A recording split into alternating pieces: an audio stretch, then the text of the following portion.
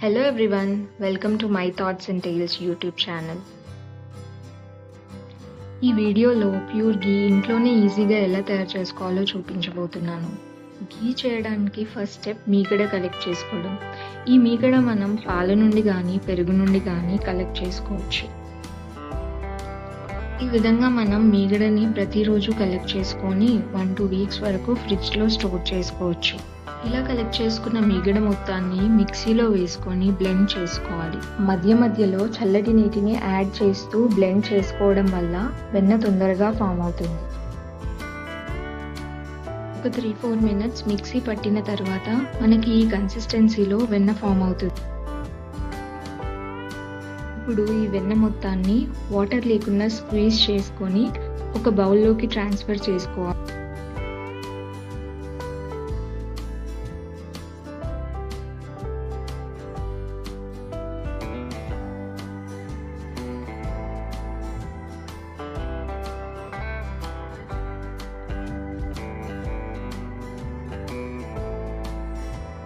ఇందులో ice water పోసుకొని 2-3 times బాగా వెన్నని కడగాలి. ఇలా చేయడం వల్ల అందులో ఉన్న పాలవాసన పోతుంది మరియు నెయ్యికి మంచి అరోమా రావడంతో పాటు తొందరగా పాడవకుండా ఉంటుంది.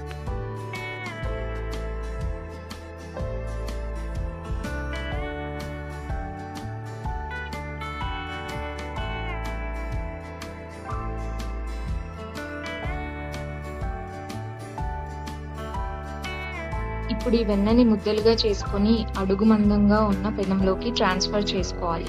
మంటను లో ఫ్లేమ్లో పెట్టి గరిటెతో తిప్పుతూ ఉండాలి.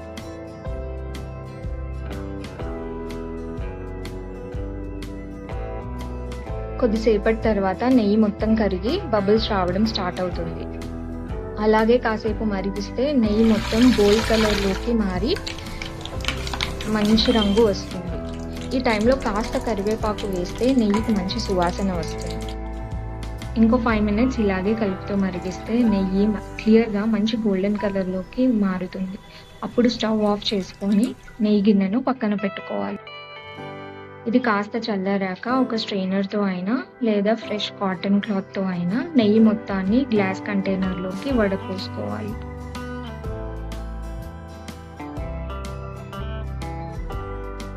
ఇలా తయారు చేసుకున్న నెయ్యి తర్వాత రోజున గుమగుమలాడుతూ పూసగా మారుతుంది.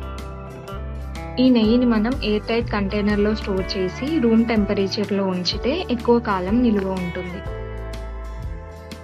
Thanks for watching. Please do like, share, comment and subscribe.